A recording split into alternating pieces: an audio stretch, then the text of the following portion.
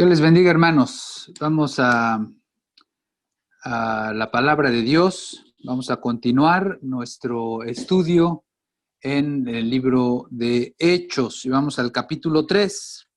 Hechos, capítulo 3. Vamos a abrir nuestra Biblia ahí y vamos a leer. Déjenme leer todo el capítulo. Espero que me siga ahí con su vista y si es posible me acompañe incluso en la lectura.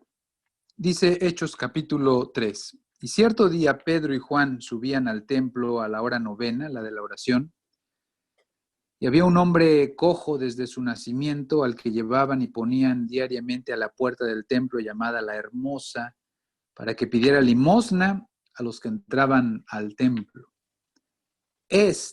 Viendo a Pedro y a Juan que iban a entrar al templo, les pedía limosna. Entonces Pedro, junto con Juan, fijando su vista en él, le dijo: míranos. Y él los miró atentamente, esperando recibir algo de ellos. Pero Pedro dijo: no tengo plata ni oro, mas lo que tengo te doy. En el nombre de Jesucristo el Nazareno, anda. Y haciéndolo de la mano derecha, lo levantó. Al instante sus pies y tobillos cobraron fuerza, y de un salto se puso en pie y andaba. Entró al templo con ellos caminando, saltando y alabando a Dios. Todo el pueblo lo vio andar y alabar a Dios, y reconocieron que era el mismo que se sentaba a la puerta del templo, La Hermosa, a pedir limosna, y se llenaron de asombro y admiración por lo que le había sucedido. Y estando él asido de Pedro y de Juan, todo el pueblo lleno de asombro corrió al pórtico llamado de Salomón, donde ellos estaban. Al ver esto, Pedro dijo al pueblo: varones israelitas, ¿por qué os maravilláis de esto, o por qué nos miráis así como si por nuestro propio poder o piedad le hubiéramos hecho andar? El Dios de Abraham, de Isaac y de Jacob, el Dios de nuestros padres, ha glorificado a su siervo Jesús, al que vosotros entregasteis y repudiasteis en presencia de Pilato, cuando éste había resuelto ponerle en libertad.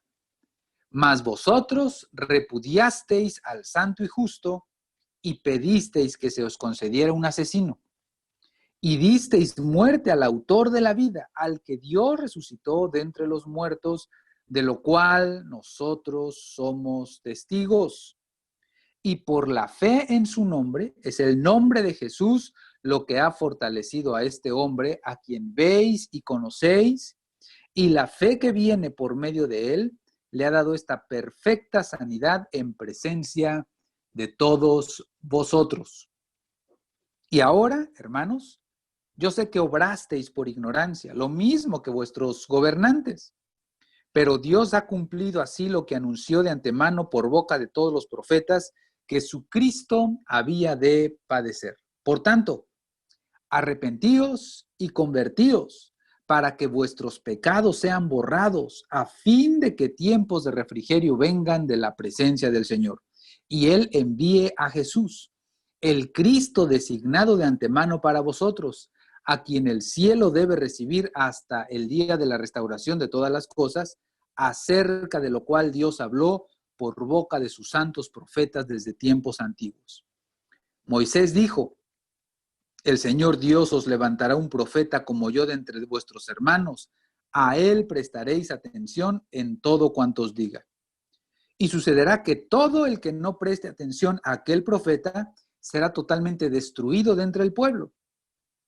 Y asimismo todos los profetas que han hablado desde Samuel y sus sucesores en adelante también anunciaron estos días. Vosotros sois los hijos de los profetas y del pacto que Dios hizo con vuestros padres al decir a Abraham: y en tu simiente serán benditas todas las familias de la tierra. Para vosotros, en primer lugar, Dios, habiendo resucitado a su siervo, le ha enviado para que os bendiga, a fin de apartar a cada uno de vosotros de vuestras iniquidades. Capítulo 4. Mientras ellos hablaban al pueblo, se les echaron encima los sacerdotes, el capitán de la guardia del templo y los saduceos, indignados porque enseñaban al pueblo y anunciaban en Jesús la resurrección de entre los muertos. Les echaron mano, los pusieron en la cárcel hasta el día siguiente, pues ya era tarde, pero muchos de los que habían oído el mensaje creyeron, llegando el número de los hombres como a 5,000. Esta es la palabra de Dios, inspirada, infalible e inerrante. Oremos.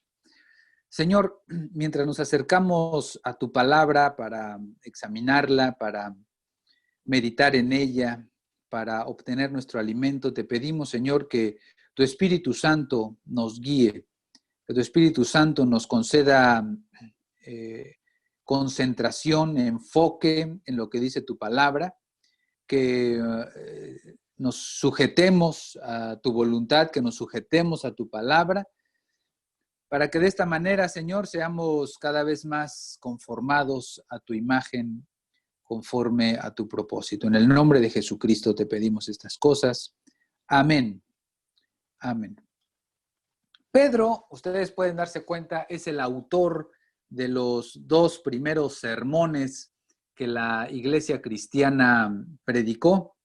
Él había sido comisionado por Dios para ser apóstol, particularmente, de acuerdo a lo que leemos en la epístola a los Gálatas, apóstol a los judíos, apóstol para predicar al pueblo judío.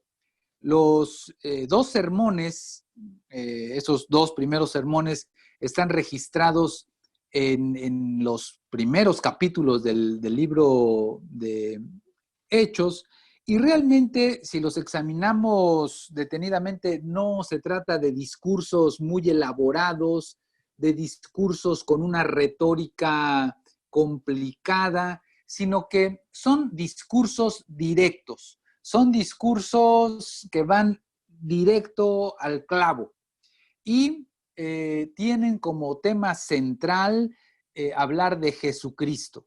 Hablar de Jesucristo en su carácter y llamar a la gente al arrepentimiento de sus pecados. No usa términos complicados, no ocupa para nada alguna terminología para impresionar a los oyentes. De hecho, podemos ver, si ustedes han estado leyendo el libro de Hechos, que los primeros 11 capítulos del libro de Hechos están centrados en Pedro, están centrados en su ministerio. Y en este capítulo 3 nos relata la manera en que Pedro y Juan, aquí está en compañía de Juan, Pedro y Juan van al templo, ustedes lo leyeron, y se encuentran con un hombre que era cojo de nacimiento. Pero todo comienza, digamos que esta historia sería una historia más de unos judíos yendo a orar al templo, pero todo cambia cuando Pedro dice, en el nombre de Jesús de Nazaret, levántate y anda. Allí es donde comienza algo realmente impresionante en esta historia. Jesucristo, Jesús, es el tema central de la predicación de Pedro. Es el nombre que repite Pedro más en sus sermones. De hecho, no solamente en los sermones de Pedro, sino incluso en los sermones de los demás apóstoles, todos están centrados en la persona y la obra de Cristo. El mismo apóstol Pedro dijo, no hay otro nombre dado a los hombres en el cual podamos ser salvos. Es el nombre de Jesús el que ellos predicaban y por supuesto nosotros también debemos hacerlo. Hay una historia, digamos, de un debate entre un musulmán y un cristiano, y este musulmán había memorizado ahí muchos títulos de grandeza de su profeta Mahoma, pero bueno, el cristiano le rebatió con 208 nombres diferentes que se usan para describir a Jesucristo. De hecho, si ustedes van al capítulo 1, acompáñenme rápidamente al capítulo 1 de Juan. Es impresionante por la cantidad de nombres que usa Juan para describir al Señor Jesucristo, la cantidad impresionante de nombres que usa y todo esto simplemente para hablar de que su grandeza, su poder, su obra no puede ser descrita de una manera sencilla, de una manera simple, sino que se requiere hablar de su grandeza en términos grandes. Vean, Juan 1 habla del verbo, en el versículo 9 se refiere a él como la luz verdadera. Vean, en el versículo versículo 10, bueno, el 29, el Cordero de Dios. En el 35, el 36 simplemente le llama Jesús, en el 38 le llaman Rabí. Hay algunos que se me están escapando, pero ahí al final, 49, el Hijo de Dios, el Rey de Israel, versículo 51, el Hijo del Hombre, etcétera. Ahí hay por lo menos una decena de títulos para describir la persona y la obra de Cristo Jesús. Entonces, este nombre, el nombre de Jesús, sobresale, por supuesto, en el Nuevo Testamento, y de acuerdo a una búsqueda ahí en el software bíblico Logos, aparece más de 900 veces en el Nuevo Testamento y 70 veces en el libro de Hechos. Así que es el centro del libro de Hechos el nombre de Jesús. Ahí adelante, si usted sigue con su Biblia abierta en Hechos capítulo 3, se va a dar cuenta que en el versículo 12, Pedro dijo, y en ningún otro, hablando en el versículo 11, en el contexto está hablando de Jesús, en ningún otro hay salvación, porque no hay otro nombre bajo el cielo dado a los hombres en el cual podamos ser salvos. Nuestras canciones, nuestros himnos deben apuntar a exaltar el nombre de Jesús. Sin embargo, notamos con mucha frecuencia que se enfatiza mucho el aspecto emocional del nombre de Jesús. Es decir, sí toca unas fibras, sí debe llevarnos a la devoción, sí debe llevarnos a la adoración, sí debe llevarnos al agradecimiento, pero siempre basado en el conocimiento que tenemos de su persona y su obra. No es simplemente despertar emociones al repetir una y otra vez Jesús, Jesús, Cristo, Cristo, y dejar ahí como que empiecen a fluir las emociones, sino que tiene que haber emociones dirigidas, informadas, construidas en base a lo que la palabra de Dios dice acerca del nombre de Jesús. Hay una canción que a mí me gusta mucho, creo que originalmente le pusieron la canción de Apocalipsis, en donde las estrofas, el coro de esta canción reflejan un poco las expresiones que se hablan, que se dicen en el libro de Apocalipsis para exaltar el nombre de Jesús.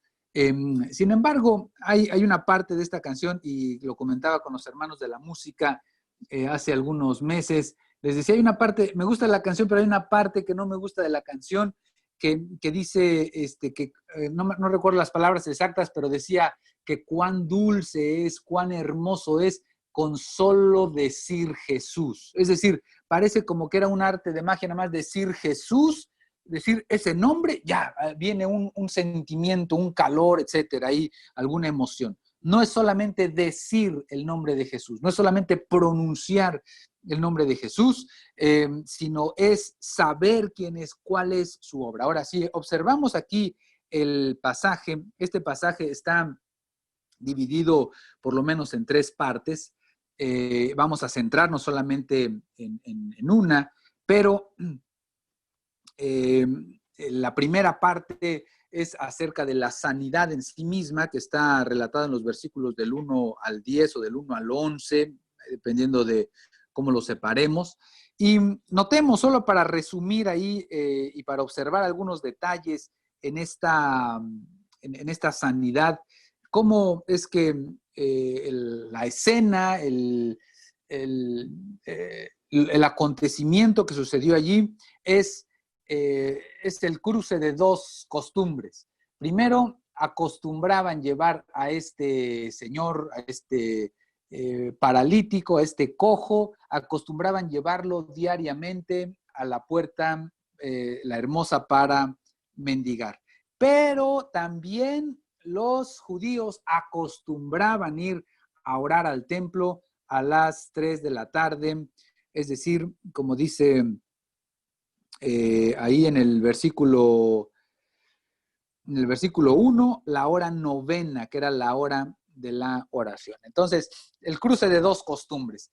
Aparentemente, los cristianos, los primeros cristianos, no se separaron de los judíos de inmediato, sino que estuvieron siguiendo algunas costumbres judías, como ir al templo a ciertas horas, a la oración, conforme a la costumbre judía, y entonces se cruzan estas dos costumbres y ahí se produce la sanidad. Y bueno, aquí lo que notamos respecto a esta sanidad es tres cosas también hay por lo menos. Número uno, que fue completamente inesperada. Dice que aquel paralítico se les queda viendo, aquel cojo se les queda viendo a los discípulos esperando recibir algo.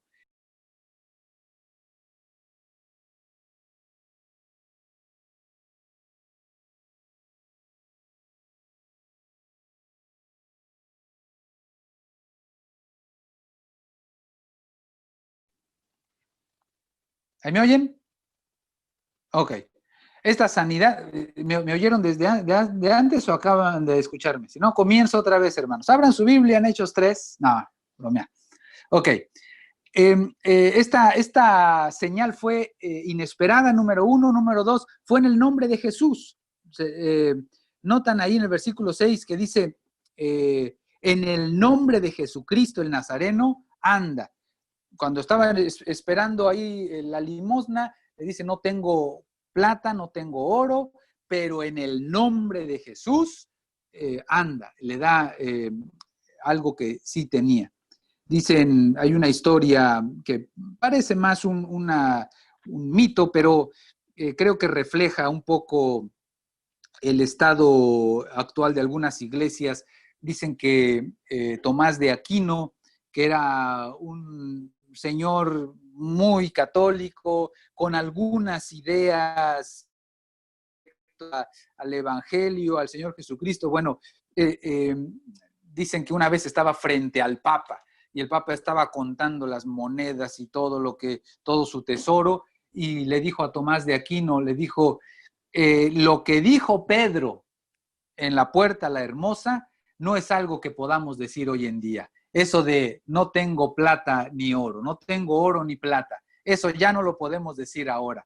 Y le dijo Tomás de Aquino, bueno, no podemos decir eso, pero tristemente tampoco decimos lo otro en el nombre de Jesús de Nazaret.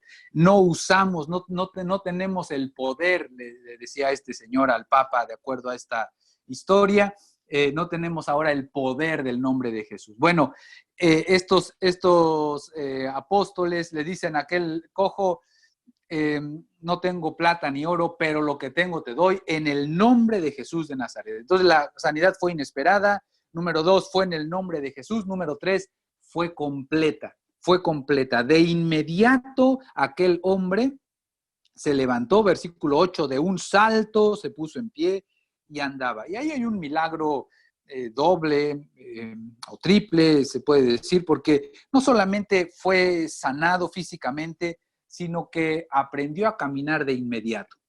Es algo que no se aprende en un instante, lleva tiempo, lleva un proceso. Cuando somos niños cuesta muchas caídas, descalabradas, incluso en los casos más drásticos, personas que han perdido la habilidad de caminar por algún accidente, por alguna lesión, les lleva meses de recuperación y volver a reaprender a caminar, pero este hombre lo aprendió de inmediato. Nunca había caminado en su vida. Noten que era un cojo desde su nacimiento, versículo 2.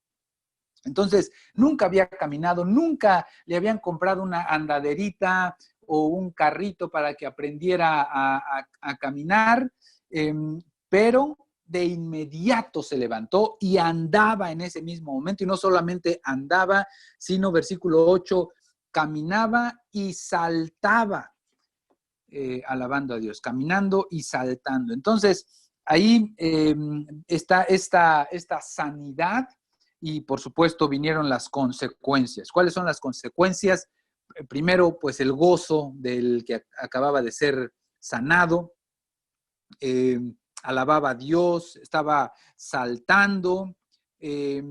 Número 2, bueno, la alabanza a Dios, el gozo del sanado, la alabanza a Dios por parte de ellos, pero también por parte de la gente que lo había visto y que lo reconocían, que era el que habían puesto por muchos años a la puerta para mendigar. Entonces, aquí viene el sermón.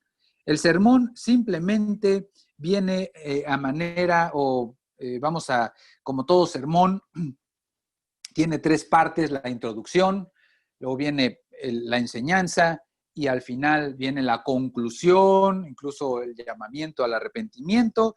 Entonces, la introducción que hace el apóstol Pedro es simplemente con dos preguntas. Véanlo ahí en el versículo 12. Al ver esto, Pedro, es decir, al ver a la gente que se congregaba llena de asombro, le dijo al pueblo: varones israelitas, ¿por qué os maravilláis de esto? ¿O por qué nos miráis así como si por nuestro propio poder o piedad le hubiéramos hecho andar? Son dos preguntas. Ellos, el pueblo de Israel, tenía que estar conscientes del poder de Dios. Ellos, como pueblo de Israel, debían tener la plena convicción de que Dios es poderoso para hacer eso y mucho más. Por eso Pedro parece estar reprochándoles, diciéndoles: ¿por qué se maravillan? Ustedes en múltiples ocasiones, históricamente como pueblo, han sido testigos de la manera en que Dios hace milagros, de que tenemos un Dios poderoso. Aún Jesucristo, algunos meses atrás, había estado haciendo milagros entre el pueblo. Recuerden cuando multiplicó los panes y los peces, cuando había levantado muertos, cuando había convertido el agua en vino, y usted puede incluso ahí, ahorita en casa, estar recordando muchos milagros, sanidades, resurrecciones. Y entonces Pedro por eso les dice: ¿por qué se maravillan de esto? Ustedes conocen el poder de Dios, ustedes saben que es capaz de hacer esto y más. Y segunda pregunta: ¿por qué nos miran así como si por nuestro propio poder o piedad le hubiéramos hecho andar? Seguramente la gente, como sucedió en el día de Pentecostés, unas semanas atrás, no sabemos exactamente este capítulo 3, cuántas semanas después de Pentecostés sucedió, cuántos meses, pero seguramente como lo habían hecho en el día de Pentecostés, la gente se empezó a escandalizar porque estos hombres eran galileos, es decir, eran pescadores, era gente del vulgo, como les llamaban, gente que no tenía la gran preparación, y ahora los veían operar milagros. Pero Pedro les dice: ¿pero cuál es la confusión? No es que nosotros estemos haciendo milagros, nosotros no estamos haciéndolo por nuestro propio poder. No tienen por qué escandalizarse de que nosotros, gente sin preparación, estemos haciendo estos milagros. No somos nosotros, es Jesucristo, es el poder de Jesucristo el que obra esto. Por eso, versículo 13, noten cómo después de esta introducción con preguntas para increpar un poco la incredulidad y el asombro de esta gente, ahora pasa a su tema central. Ahora pasa a su tema central a partir del versículo 13. Dice, el Dios de Abraham, de Isaac y de Jacob, el Dios de nuestros padres, ha glorificado a su siervo Jesús, al que vosotros entregasteis y repudiasteis en presencia de Pilato, cuando éste había resuelto ponerle en libertad. Obviamente, Pedro está hablando a judíos y a lo largo de su sermón tiene un propósito y es convencerlos de que Jesucristo es el Mesías que Dios había prometido y que el hecho de que ellos lo hubieran crucificado era una demostración de la manera en que ellos todo el tiempo se habían estado oponiendo a Dios. Por eso es que comienza identificando a Dios como el Dios de Abraham, Isaac y de Jacob. Es decir, Pedro les está diciendo, yo no les vengo a predicar nuevos dioses, yo no les vengo a predicar una nueva doctrina de un nuevo Dios, es el mismo Dios que ustedes, en el que ustedes dicen que creen, el Dios de Abraham, Isaac y Jacob. Era importante para él establecer desde el principio que el Dios del que les estaba hablando era el Dios de todo el universo, el creador de todas las cosas, pero especialmente el Dios de los judíos. Es decir, el Dios que había elegido a Abraham para tener un trato especial con él. Ahora, aquí un breve paréntesis nada más para recordar que Dios de hecho tiene un trato especial con los judíos, que ahora la iglesia no ha reemplazado a los judíos, no es que ahora Dios haya rechazado totalmente a los judíos y que la iglesia tiene todas las bendiciones de los judíos, no es así. Hay una bendición para la iglesia, pero no es la misma bendición que Dios dio a los judíos. El libro de Romanos, capítulo 9 al 11, relata cuál es el trato que Dios ha tenido con los judíos y el trato que Dios está teniendo ahora en esta etapa de la iglesia con ellos y cómo restaurará su trato con ellos una vez que el total de los gentiles haya entrado a la salvación. Así que básicamente Pedro les dice en el versículo 13, hermanos, no les estoy explicando hermanos en el sentido de judíos, no les estoy hablando de otro Dios que ustedes no conozcan. Se trata del mismo Dios de nuestros padres. Sin embargo, agrega aquí un elemento en el que ellos no creían. Dice, el Dios de nuestros padres ha glorificado a su siervo Jesús. Ha glorificado a su siervo Jesús. Y este título, su siervo Jesús, es tan importante que ocupa un lugar de preeminencia entre los títulos que se le dan al Señor Jesucristo. Este término en el griego es la palabra paida, que debe traducirse más que hijo, se debe traducir siervo, y es el título que se le da en uno de los pasajes más conocidos del Antiguo Testamento para referirse a Jesús. Si usted puede, vaya conmigo a Isaías capítulo 42. Isaías capítulo 42. Dice así, profetizando, por supuesto, la vida de Jesucristo: he aquí mi siervo, a quien yo sostengo, mi escogido, en quien mi alma se complace. He puesto mi espíritu sobre él, él traerá justicia a las naciones, no clamará, ni alzará su voz, ni hará oír su voz en la calle, no quebrará la caña cascada, ni apagará el pábilo mortecino, con fidelidad traerá justicia. Entonces, este título, de manera histórica, era el título del Mesías prometido. Y representaba el sentido de siervo en dos aspectos. Número uno, era un representante, una especie de embajador enviado a otra nación, pero también en el sentido de estar sujeto, de estar sumiso. y de hecho el libro de Mateo en el capítulo 12 nos dice que Jesucristo cumplió la profecía del siervo de Dios. Es decir, que es Jesucristo ese siervo de Dios profetizado. Por eso Jesucristo en más de una ocasión dijo en el Evangelio de Juan principalmente, yo no vine a hacer mi voluntad, sino la voluntad de mi Padre. Es el siervo de Dios, está sujeto, vino a esta tierra para estar sujeto completamente a la voluntad del Padre. Déjeme leerle aquí 3 pasajes en San Juan.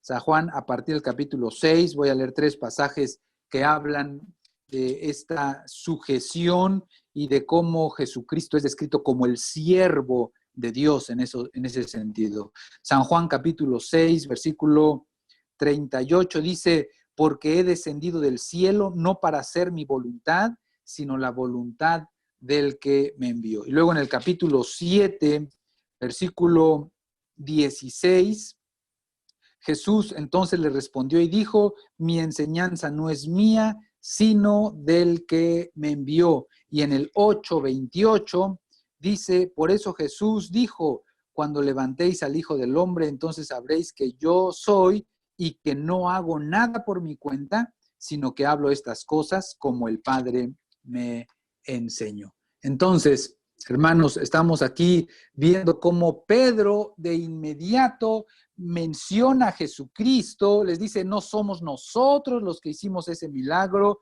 sino que es Dios a través de Jesús. Dios, el Dios de nuestros padres, ha glorificado a su siervo Jesús. Ahora, Jesucristo no solamente es siervo de Dios, de estar sujeto, sino que Él también vino como un servidor para todos los que creen en Él. Él vino a dar su vida. Él es la enseñanza o el ejemplo máximo de un servidor a la iglesia, de un servidor a los hermanos. Él vino para dar su vida, darla en rescate por nosotros. Y una ilustración de su servicio la encontramos en el Evangelio de Juan, también en el capítulo 13, cuando se quitó el manto, se enredó una toalla a la cintura y se puso a lavar los pies de los discípulos, a servirles. Era una necesidad que se tenía debido a la manera en que se comía en aquel entonces, la costumbre de reclinarse alrededor de una mesa, no en silla, sino sobre el suelo. Entonces había una necesidad de lavar los pies para poderse reclinar a cenar, y nadie lo había hecho porque esa era la labor del sirviente de más abajo. Y de los discípulos ninguno se quería rebajar a hacer eso, y el Señor Jesucristo lo hizo. Y luego les dice, San Juan 13:13, les dice, ustedes me llaman maestro y Señor, y decís bien porque lo soy. Pero si yo, que soy el maestro y Señor, me he humillado para servirle a ustedes, ¿cuánto más ustedes deben servirse, deben lavarse los pies los unos a los otros, en el sentido de servir y apoyar en las necesidades apremiantes que otros tienen? Bueno, entonces vean aquí cómo les habla del Dios de los padres. Dice, ha glorificado a su siervo Jesús, pero vean cómo lo describe. Versículo 13, seguimos en el versículo 13, vean, dice, a su siervo Jesús, al que vosotros entregasteis, al que vosotros entregasteis. Jesús, el nombre Jesús significa Dios salva, o Dios el Salvador, o incluso la salvación es del Señor. Y el primero en escuchar ese nombre, el primero en escuchar que el Mesías enviado de Dios se iba a llamar Jesús, ¿se acuerda quién fue? ¿Quién fue el primero que escuchó que aquel bebé que iba a nacer en Belén se iba a llamar Jesús? Recuerde, eche atrás ahí su memoria, su cassette, sus escuelas, sus lecciones de escuela dominical.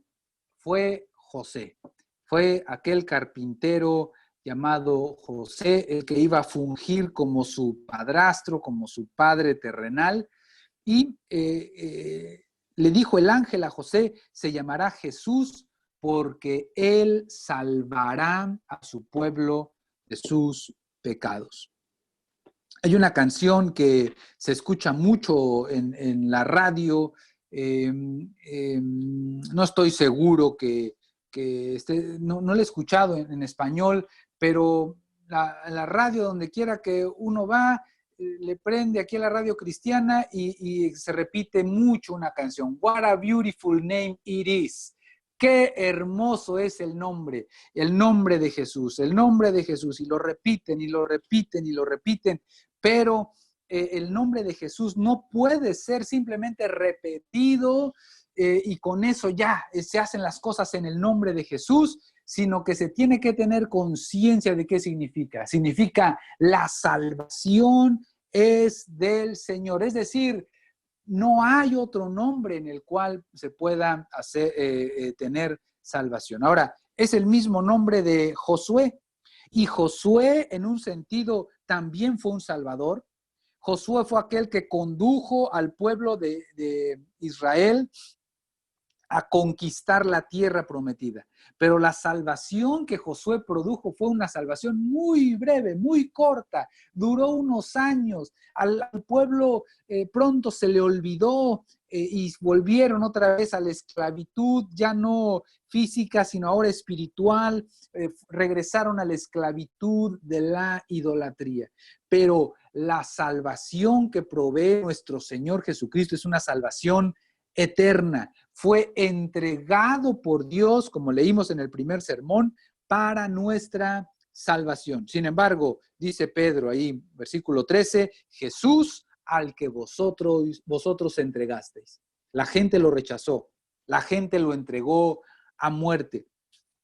Pilato sabía que juzgar a este hombre era una injusticia, o condenar a este hombre era una injusticia.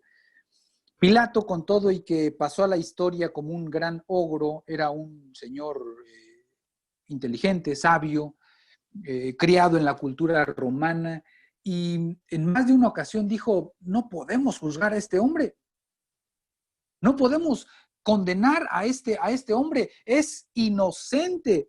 Todos los cargos que presentan contra él son insuficientes para condenar a este hombre. No hay cargo que sea válido contra él. Pero la gente lo presionó. Pero la gente estuvo sobre él. Por eso, vean lo que dice versículo, ahí estamos en el 13, Jesús, ahí a la mitad, Jesús, al que vosotros entregasteis. Al que vosotros entregasteis. Debemos cuidarnos de simplemente invocar el nombre de Jesús sin tener conciencia de que Él es el Salvador.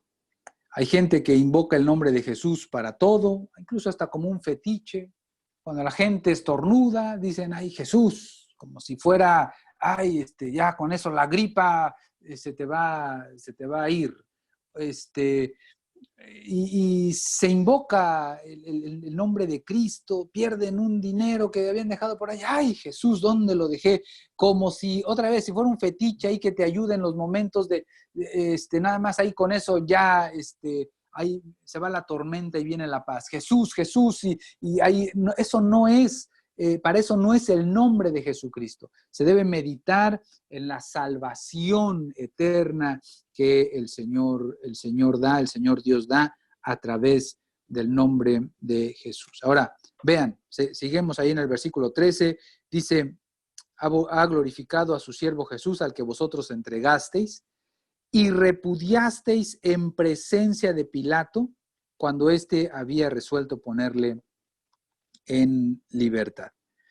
Versículo 14, vosotros repudiasteis al santo y justo. Aquí hay una paradoja, y es que Jesucristo fue entregado para salvación, fue entregado por Dios para salvación, pero entregado a la muerte por sus paisanos. Y ahí menciona Pedro directamente que lo repudiaron en presencia de Pilato. Vaya conmigo a Juan capítulo 19, déjeme leerle ahí unos versículos en la parte final de Juan 19, está unas hojas atrás de donde está usted leyendo. Dice, Pilato pues tomó entonces a Jesús y le azotó, y los soldados tejieron una corona de espinas, la pusieron sobre su cabeza, le vistieron con un manto de púrpura, y acercándose a él le decían, salve, rey de los judíos, y le daban bofetadas. Pilato salió otra vez y les dijo, mirad, os lo traigo fuera, para que sepáis que no encuentro ningún delito en él. Jesús entonces salió fuera llevando la corona de espinas, el manto de púrpura, y Pilato les dijo, he aquí el hombre. Entonces cuando le vieron los principales sacerdotes y los alguaciles, gritaron diciendo, crucifícale, crucifícale.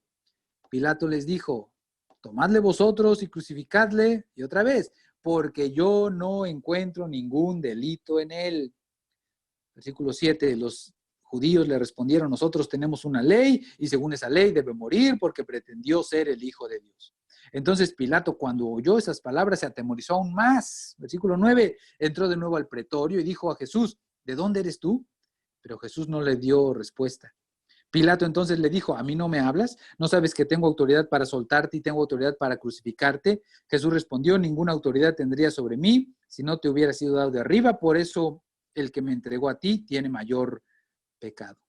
Como resultado de esto, Pilato procuraba soltarle, pero los judíos gritaron diciendo, si sueltas a ese, no eres enemigo del César, todo el que se hace rey se opone al César.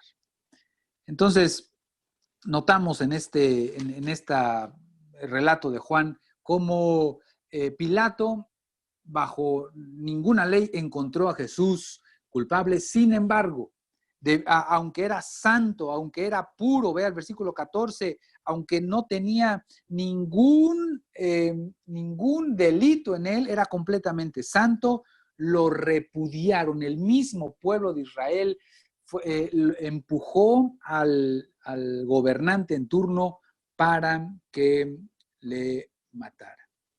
Noten que Pedro no se andaba por las ramas. Pedro no empezó ahí a platicarles de asuntos políticos, empezó a platicarles de asuntos sociales y se empezó ahí a ver cómo metía el tema de Jesucristo. Él iba directo y les dice al pueblo, ustedes repudiaron al santo. Ustedes repudiaron al santo. Él quería explicarles exactamente quién era Jesús. Jesucristo era el santo de Dios. Ahora, aquí hay incluso algo, una nota triste, una nota perturbadora, de que el pueblo de Israel no le reconoció como el santo. Pero ¿sabe quién sí le reconocía como el santo? Los demonios. Los demonios de manera constante, cuando Jesús aparecía en alguna sinagoga, etcétera, o cuando iba a alguna sinagoga, los demonios saltaban, de acuerdo a Lucas capítulo 4, y le decían, yo sé quién eres, el santo de Dios. Era uno de los títulos que usaban, el santo de Dios. Sin embargo, con todo y ser el santo de Dios, los judíos le habían entregado a la muerte, le habían repudiado. Y vean cómo sigue diciendo ahí, versículo 14, y pedisteis que se os concediera un asesino. El justo fue intercambiado. Entonces, noten aquí solamente para ir cerrando esta idea, lo que está diciendo Pedro. En primer lugar, Jesús, el siervo de Dios, pero ese Salvador, Jesús, fue entregado a la muerte. Ese santo fue repudiado. Ese justo fue intercambiado. El justo fue intercambiado. ¿Por quién? Por un asesino. Pilato en algún punto les presentó la opción de decirles o quieren a Jesús o quieren a Barrabás. Y ellos pidieron libertad para Barrabás. Esto revela una mente corrompida, una sociedad retorcida que prefiere condenar lo justo, prefiere tachar, negar lo justo y exaltar lo pecaminoso. Y aún esa mente torcida y pecaminosa la podemos ver en la sociedad de hoy. La gente admira artistas. El otro día escuchaba de una muchacha que estaba llorando por la muerte de un artista que seguramente estaba como muchos metidos en vicios,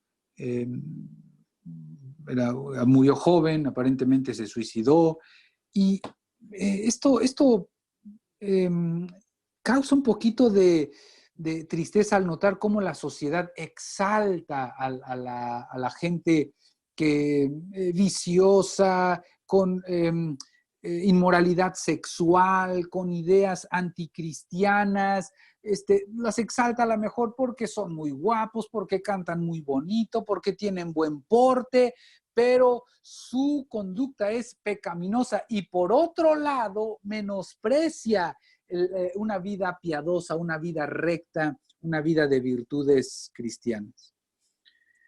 Los delincuentes muchas veces en algunas partes incluso de nuestro país, en México, son tratados como héroes, son tratados como benefactores de la sociedad, mientras que la policía es humillada, es vituperada, es tratada como basura. Parece que la sociedad ha llegado a un punto en el que todo lo que haga la policía está mal. Si un policía detiene a alguien, sacan la camarita como decir, lo voy a denunciar porque eso está mal. Bueno, la policía, y esto me sorprendió hace unos días que escuché este dato y realmente me resultó sorprendente, solamente hay 2 instituciones que en el Nuevo Testamento se mencionan como siervos de Dios. Solamente hay 2 instituciones. Una de ellas es la policía y los otros son los ministros, los pastores, los maestros en la iglesia. No digo que no haya otros siervos de Dios, pero que específicamente en el Nuevo Testamento se les llame siervos de Dios, está ahí la policía. Acuérdense, Romanos 13 habla de que son puestos por Dios. Ahora, la sociedad muestra esta mente retorcida en contra de Dios. ¿Cuándo? Cuando va en contra de lo que Dios llama justo, de lo que Dios llama santo. Y esto lo reveló la sociedad judía cuando intercambiaron al justo por un asesino. Versículo 15 dice, y dieron muerte al autor de la vida. Esto es un término muy fuerte, porque para los judíos y casi para cualquier cultura, el originador de la vida es Dios mismo. Y lo que está diciendo Pedro es, ustedes mataron a su Dios. Ustedes le quitaron la vida a su Dios. Ok, ya sé que alguien tal vez diga, oye, pero Dios no puede morir. Bueno, Dios se hizo hombre para morir. Jesucristo mismo se dio a sí mismo el título del dador de la vida. Por ejemplo, cuando dijo, yo soy la resurrección y la vida. Jesucristo dijo, yo soy el camino, la verdad y la vida. Y el mismo Juan, en su primera epístola, capítulo 5, dice, Dios nos ha dado vida eterna y esta vida está en su Hijo Jesucristo. Entonces, terminamos ahí en el versículo 16, cuando dice, y por la fe en su nombre, es el nombre de Jesús lo que ha fortalecido a este hombre, a quien veis y conocéis, y la fe que viene por medio de él le ha dado esta perfecta sanidad en presencia de todos nosotros. La fe que habían tenido Pedro y Juan en Jesucristo es lo que había llevado a este hombre a la sanidad y se convirtió en un medio para la predicación de la salvación en Cristo Jesús. Versículo 17, ahora hermanos, yo sé que obrasteis por ignorancia, lo mismo que nuestros gobernantes. Lo que está haciendo Pedro es recurrir a una imagen que los judíos tenían del Antiguo Testamento. Cuando alguien mataba a alguien por accidente, podían correr a una ciudad de refugio en donde podían vivir el resto de su vida mientras el sumo sacerdote viviera. El sacerdote de aquella ciudad de refugio. Entonces alguien mataba a su vecino por accidente, estaba leñando y se atravesó el vecino, le quitó la vida. Este hombre tenía que correr a la ciudad de refugio y podía vivir en esa ciudad de refugio mientras el sacerdote de esa ciudad viviera. Entonces, lo que Pedro está mostrando aquí es, sé que ustedes mataron a Jesús por ignorancia. Ahora, corran a donde hay refugio. Corran a donde el sumo sacerdote vivirá para siempre. Dicho de otra manera, sus pecados serán perdonados debido a que ustedes actuaron por ignorancia. Versículo 18, Dios ha cumplido así lo que anunció de antemano por boca de los profetas, que su Cristo había de padecer. Versículo 19, por tanto, arrepentíos y convertíos para que vuestros pecados sean borrados. Hasta ahí cerramos la enseñanza de hoy y simplemente déjenme concluir con esto. Al invocar el nombre de Jesús, nosotros que nos llamamos cristianos, tenemos que estar conscientes cuál es la labor, cuál es la persona, cuál es el poder, cuál es la importancia del nombre de Jesús. Jesucristo vino para perdonar pecados. Y al invocar su nombre debemos recordar que es en Él que nuestros pecados han sido perdonados, es en Él que tenemos vida eterna, es en Él en quien somos nuevas criaturas y que es por causa de Él que tenemos esperanza y vida eterna. Por tanto, no es suficiente con reconocer estas cosas, sino que tenemos que, si aún no lo has hecho, ir a Él y arrepentirte de tus pecados y convertirte, es decir, dejar la vida vieja, dejar la vida pasada y comenzar a andar en obediencia a Él. Versículo 19, para que tus pecados sean borrados, como el apóstol les dijo a los escuchas. Oremos al Señor. Señor, nunca podremos exaltar lo suficiente el nombre de Jesucristo. Cualquier agradecimiento y alabanza que digamos siempre se quedará corta de la salvación tan grande que en Él tenemos. Por eso es que encontramos de manera constante, permanente a los apóstoles predicando el nombre de Jesús, predicando todo lo que Él representaba, todo lo que Él vino a hacer para satisfacer la mayor necesidad del ser humano, que es el perdón de pecados.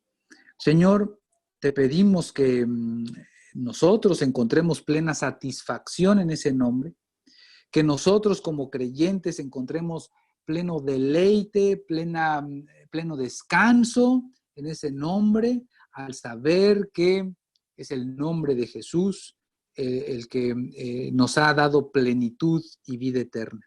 Que ese sea el nombre que nosotros prediquemos a los demás, Señor, y que si alguno no ha creído, hoy a través de tu palabra se ha llevado a creer en el maravilloso nombre de Jesucristo.